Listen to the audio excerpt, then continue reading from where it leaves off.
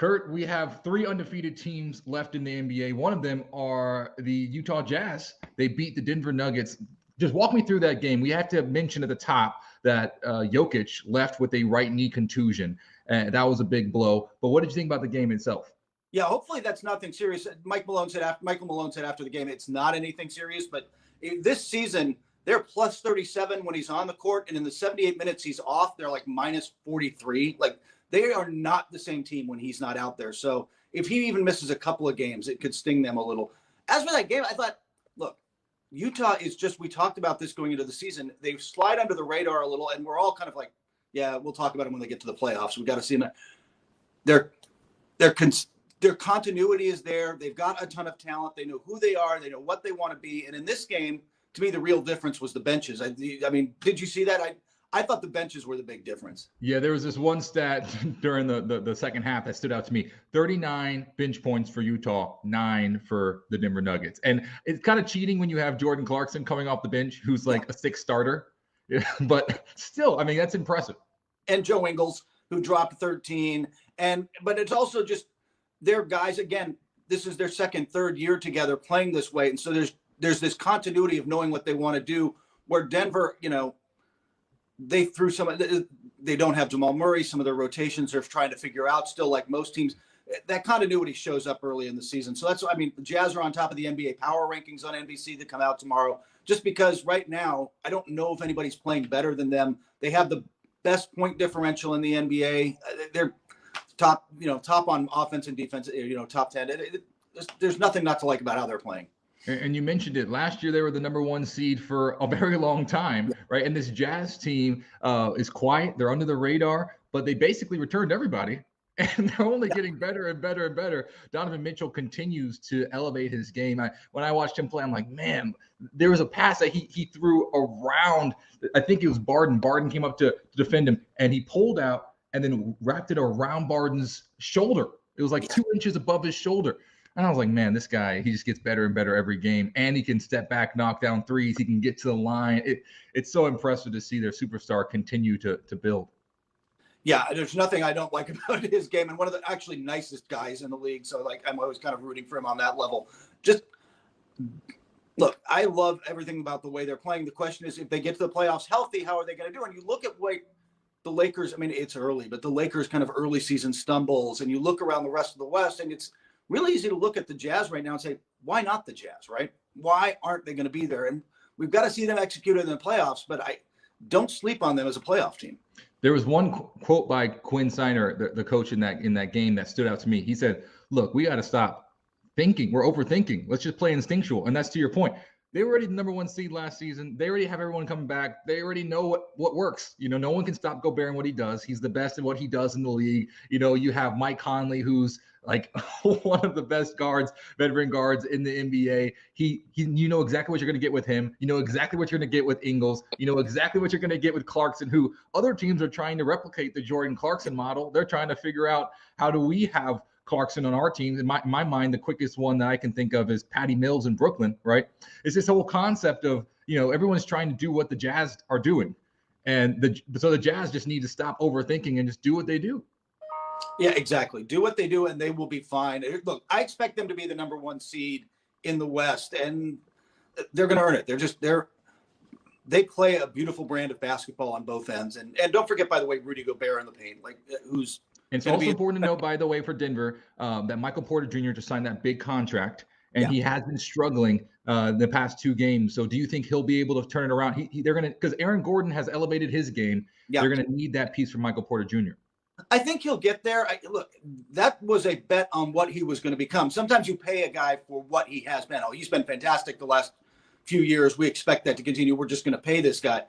That was a bet on what he will develop into. And I think it'll be paid off. But he raised his game during the playoffs last year. I think we're going to see him when he feels the pressure start to do it. It's been a little slower start to the season. And last note on that one, big shout out to Barden. I mean, Barden had 16 points in the third quarter. He's like, it's all me. Don't worry, guys, I got us. So I want to move on to another undefeated team, the Warriors. Boy, oh boy, do these guys look good. What is your thoughts on the Warriors versus the Thunder game? I'd love to hear what you're thinking. Yeah, I mean, look, the Thunder are struggling a lot of. It's gonna be Josh Giddey's showing some young promise, but it's gonna be a long season for Thunder fans. And that said, the Warriors are undefeated. Curry is playing fantastically, right? Like he's playing it at back to MVP level. That 40, 10, and 10 against the Clippers was spectacular. But what's really impressing me, not just Draymond too, it's the depth of this team and how well they're playing together. And it's guys they developed. I mean, Jordan Poole is a guy they developed. They didn't bring him in. Juan Toscano-Anderson, Damian Lee, like these are players they developed in-house that have become quality, important role players. You know, eventually, man, this team becomes really dangerous down the line. They'll get James Wiseman back, and that gives them a more athletic. Looney is another guy that's played pretty solidly for them in the middle, but they'll get James Wiseman back and give them some real an athletic 7-footer. Obviously, they get Klay Thompson back at some point this year. This whole thing comes together. I mean, the way they're playing right now, if they can blend those guys in, they became a very dangerous playoff team. But you have to like how they're starting. You have to like the high IQ that they're playing with, and they're back to looking like the Warriors who cut off the ball, the championship Warriors, where they were nailing threes. It wasn't isolation much. They look like the Warriors who are playing a system and playing it better than anybody else right now. And you mentioned it, the pieces that they're missing. They're already playing at a consistent level right now that is scary. I mean, they're one of 3 undefeated teams in the NBA. But then you add in Klay, who, you know, you think about Klay, Curry, and Green, they've all been together for a decade. So it's not like you're going to change the system or you have to, like in the Lakers, you know, Westbrook is trying to learn how to fit into that system, right? Like that's not the question with Golden State. Once Klay comes back, it's just back to what it used to be. So that's the most dangerous thing in my mind. I'm thinking once they get Klay back, oh man, the ceiling, what is it going to be? Look, they're going to bring him back. They were hoping for Christmas. There's a lot of buzz now that it's probably more January. Obviously, he'll be on a minutes limit. They'll ease him back in as much as he's frustrated. I mean, he's frustrated about not making the All-75 team. He is, you know, the anniversary team. He is frustrated about not being able to play. He's going to want to go out of the gates at 48 minutes a night, and they're going to have to, you know, rein him in for his own safety. But if you bring him back in January and by late March, you've got him playing 28, 30 minutes a night and playing like Klay, man, suddenly this, like I said, this is suddenly now you've got 2 shot creators and so much tough, 2 elite shooters. They become so much more tough to stop. Plus, you pick up their best perimeter defender, right? Like Klay was so good on that end, that kind of 2-way play. They become a real force. I think a lot of things kind of have to break their way for them to be a contender. But again, we were talking about this before. Utah looks great, but we've all got questions about them. The Lakers are kind of stumbling. We'll see what they look like when they fully form. If you told me everything broke right for the Warriors, they're right in there. Yeah, I mean, they're right there. We know how competitive that West is, but they're right there. Another undefeated team, the last one, is the Chicago Bulls. So they take on the Knicks this week, who are playing really well, by the way. I'd love to hear your thoughts on how the Bulls have impressed you, because I remember one time you did call them the island of misfit toys. Do they still look that way to you? Honestly, I don't have look. I think that there's some things that have gone very well for them. I love the way Lonzo Ball has played for them and got guys cutting and moving off the floor. Zach LaVine has been Zach LaVine. He's 25 points a game. He has injured his non-shooting hand thumb, but he's just going to play through it. Alex Caruso is closing games for them because of his defense and because he's a guy he earned LeBron James's trust in big minutes. You can trust this guy when the games are on the line. But I still don't know. I mean, they've beaten the Cade Cunningham-less Pistons twice, the Zion-less Pelicans, the Pascal Siakam-less Raptors, 3 teams that I think they've won 2 games between all of them. The real test comes now. The Knicks are a good team. You're not going to push the Knicks around. The Knicks are going to come in, play hard, play good defense. They're shooting a ridiculous number of threes. The Knicks are second in the league in 3-pointers per game now that they've got Kemba Walker and Evan Fournier. So they'll come in and be good. But the games after that, they have the Jazz, they have the Celtics, 76ers, I think twice, Brooklyn in the next couple of weeks. Like a real test is coming up. And I think in a couple of weeks, we're going to have a much better sense of how good these Bulls really are. Those first couple games have been a nice way to allow them to gel, though. Yeah. They do look good in transition. You think about all the passers they have. Vucevic is an unbelievably underrated passer. He's his vision is awesome. So you add him and Zach LaVine doing underhand bowling ball passes down the court in transition. We know about Caruso's ability to finish in transition, to cut off the ball in the half court set, but he can also pass too. And then Lonzo has one of the highest IQs in the game. So that I love the way that they move with and without the ball, and how everyone is a passing option. Once again, we think about the Utah Jazz. I think as a great example of this, everyone can pass on that team, right? And I think that's the same kind of. I think it's kind of being replicated in other parts of the league. Yeah, no, I look. They have looked fantastic. I don't want to take anything away from the Bulls' 4 wins, because the end of the day, man, you got to beat the teams in front of you on the schedule. And vintage Spurs, vintage Popovich era, Duncan era Spurs, that was one of the things they did really well. They didn't get beat. They didn't have off nights against the teams at the bottom of the conference, right? They beat who they were supposed to beat and won a lot of games against good teams. I mean, you were talking about a dynasty and a championship team, but they showed up to play every night and beat the teams you got to beat. And the Bulls have done that so far. So, more power to them. They've done what they are supposed to do. And I think while we get a better test now, you can't take away from them the fact that they look good. Yeah, and we mentioned before, we're thinking, okay, well, Zach LaVine can score. All these guys are scorers, DeMar DeRozan, Vucevic. Yeah. But then the defense, Kurt. Okay. I know you love defense. Let's talk about the defense. What has impressed you about their defense? Yeah, they've been top 5 in the league in defense so far. Again, part of it I think is that they've played some teams that are struggling to score, but they are getting. Look, Caruso is a really good defender. Lonzo Ball, I think people kind of forget, is a really good on-ball defender at the point. And if you're able to slow people a little bit at the point of attack, Vucevic isn't a great, high-flying rim protector, but he's a high IQ big man who knows kind of, hey, how can I use my size and presence to alter shots and just kind of be in the way in the paint. They've got some athleticism, especially with Patrick Williams out there. He's kind of figuring things out still, but I think he's going to develop into a really good defender.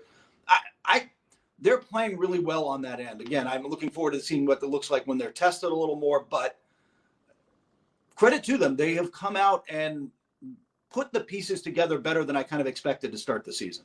And we saw with the Knicks that you start with defense and then the offense figures itself out. If you can play good defense in that conference, you might be a 4 or 5 seed. So it's like you said, the test is coming up, but a pretty good start for the Chicago Bulls. Now, I want to ask you about another team we looked at, and they last year had one of the most exciting players in the game, LaMelo Ball. He was doing things that was just showtime, right? But they're off to a pretty good start this season, and we're thinking, can they build? Can they actually be a great team, not just a fun ticket to watch? What did you think about their start, especially against Brooklyn? Yeah, you know what? LaMelo Ball took a step forward, which I think we all hoped for, right? We kind of expected, but he's hitting threes. He's looked really good. But it's Miles Bridges has been fantastic. I mean, that's kind of been the story. 25 points a game. He played well at the end of last season. You're like, is that real, or is that, end of the season kind of getting some numbers up against teams who were not as focused? He has been unbelievable to start the season and just dunking on everybody, just attacking the rim and trying to end people. It's been amazing. And I think, look, I like that. Again, I think they're really entertaining. They have had a top 3 offense. The defense is still bottom 10. And I think ultimately it probably catches up with them a little, but they have taken a step forward. What do you think of these guys? All I have to say is with the Boston Celtics, when you take that team to overtime, yeah. The other team that took them to overtime was the Knicks, and they beat the Celtics, right? For the Charlotte Hornets to withstand, most of the game going to overtime, but Tatum has to score 41, and Jaylen Brown has to score 30 to get you out of the game. That to me is a step forward, like we're talking about. Are they a championship contender? No. Are they a playoff team? Perhaps. But the important thing here is that this team is moving forward. Yep. And if you're looking at the year 1, year 5, year 10, if you're looking at a franchise, this is an exciting step forward for Charlotte Hornets fans. So in that sense, I'm pretty excited about the team. But the team that they played against and beat, Brooklyn, I mean, they are struggling. Talk about a team that has everything almost. It looked as if on paper they're going to win the championship. What's going on in Brooklyn? Is it just me, or do they just not seem to be taking the regular season seriously yet? I mean, that's kind of how it's come off to me. I mean, if you've watched him, have you thought that, or do you think that there's more to it? I saw this one quote, like a writer wrote that, it looks like they're doing an extended preseason. And I think that's pretty interesting because the key thing with the Brooklyn team is lineups in my mind, right? You have Kevin Durant, you have James Harden. They're going to figure it out. As we mentioned, James Harden is one of the smartest, savviest players that I've ever seen play basketball. So although he's only been to the line 9 times in 3 games and he averages 10 plus, right? He's going to figure this out. Maybe not game 4, but believe me, by game 82, he's going to figure this out. The question is the lineups. What's the best looks? And I don't know how many games that's going to take Coach Nash. So in that sense, I do really think it is kind of like this. That's the extended preseason analogy that I thought went really well. Yeah, it is that they're playing a lot of lineups and stuff that they won't do probably later in the season. But I think right now, especially with Kyrie out, you're just going to throw a lot of stuff against the wall. And hey, what does this lineup look like? What do these 5 look like? And all right, let's get a sense of who can and can't play together. And they're like, I don't know, any LeBron team of the last decade. They don't really care where they finish in the standings, right? Like, just get us to the playoffs. We'll play on the road, whatever. We're fine. I think that they're kind of that way. They're trying a lot of different things. And I think James Harden, by the way, yeah, the foul thing, it's now up to 12 free throws in 4 games. He's just not getting to the line that much. But I think he'll adjust. He talked in training camp about still coming back from the hamstring that had bothered him, in the playoffs last year, that it wasn't quite 100%, and he was easing himself in. I think there's a little of that. I just don't think maybe physically he's at 100%, but there's the trusting of your hamstring. I mean, with hamstrings and groins, man, you think you're past them and you're not, and so you're a little tentative. I just think there's that. I'm not worried about James Harden figuring out how to score a bunch of points. I think that'll come along. Yeah, I'm not a betting man, but I think that's a bet that would play out. It's like, I think what you said is very fascinating with this team is it's almost like short-term versus long-term. What are you focusing on, the outcome or the process? And it looks as if Sean Marks and Steve Nash, they're invested in the process right now, where they're like, look, we're going to get into the playoffs. We're the Brooklyn Nets, right? Like, look at our roster. It's a matter. We have the talent to do this. We have that Kevin but we Durant. want to make sure we do what? We have that Kevin Durant guy. He's pretty good. Yeah, we have Kevin Durant. The thing is, we just want to make sure that when we get there, we don't have a repeat of what happened last season, right? Where you go 7 games against the eventual NBA champions and lose. How do we make sure that when we get there this time, we're ready? And if that means we got to take 40 games, 20 games, 60 games to figure that out, that's fine. So be it. But our focus is on the postseason. And I think that focus on process is going to be a beneficial thing for them, considering that they're making some tough decisions as an organization. As you mentioned, right, with Kyrie, what's going to happen with him? They pretty much put their flag in the sand. Now I think they're putting their flag on the sand as far as process versus outcome. Yeah, they are missing him on the court, by the way. They really could have used him these last few games, but that is what it is right now. So one of the last things I want to get your take on is the 75th anniversary team. We saw that video with Klay Thompson with 77, the 77 jersey. Do you think it's a pretty fair list, or what additions or subtractions would you have made? I thought it was a pretty fair list. I thought it was pretty good. There's always a couple guys you feel like got snubbed. The 2 for me that really stood out, Dwight Howard could have, would have, should have been on this list, right? I think we get wrapped up sometimes with Dwight Howard in post-Orlando Dwight, like the one who never really quite played right with the Lakers because his back wasn't right, and then he really struggled to find himself, and now he's kind of a role player. Pre-injury Dwight, Orlando Dwight was an MVP candidate year after year, 4-time Defensive Player of the Year, All-NBA, 9 times now, All-Star a bunch of years. Like, we forget how dominant a force he was. He carried a Orlando team that really had no business being in the finals to the finals that year. So to me, he's one of the big snubs. The other one, I don't know how you do the list without Dikembe Mutombo. To me, it's like just such an iconic, another defensive force. And I think maybe the defensive side got a little short shrifted there. Also just a guy to me, internationally, with what he's meant to the game in Africa, what he's done as a person in the Congo, it's just hard to leave him off the list because he represents your aspirational hope for NBA players and giving back in the community. And a lot of them do, don't get me wrong, but like Mutombo's a lot of who you want to be as a person. And so I just, it kind of bums me not to see him on the list. What about you?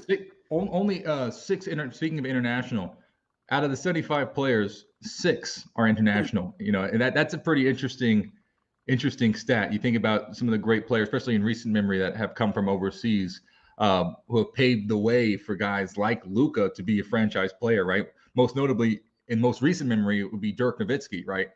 Because especially the whole Dallas connection there. But I thought that was one thing that jumped out to me. It was really only 6 international players in the history of the game.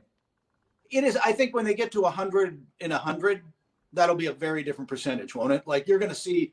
I mean, Luka's not on this list because he's played 3 years. But if you told me he's on the next list, yeah, absolutely. And I think there's a lot of more international players. I mean, the league has more international players than ever, and I think you're going to see.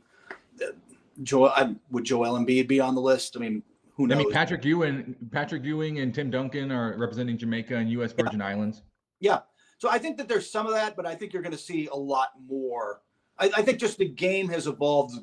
The game has evolved globally. There's just more and better international players, but the NBA has done a great job positioning itself as the premier league for basketball in the world, and all the best players from all over the world come here. There are guys who, there's a handful of guys who could play in the NBA who choose to play in Europe, but by and large, the best players are all in the NBA. And I think with that, you'll get more international representation over time. It's just, when you start adding guys in from the 60s and 70s, they're just, there weren't guys, right? I know that's what's so interesting about this is I think as an indicator moving forward, right? Like you said, Giannis being back-to-back MVP champion, he's like the perfect example of how the game is shifting. Giannis, Dirk, all these guys are shifting the game and showing how it's mostly an international game now moving forward, which is going to be fascinating when you look at, you said, the 100th anniversary team. But 11 active players been named, and we mentioned some of the young guys that may be on a list in 20 years, 25 years.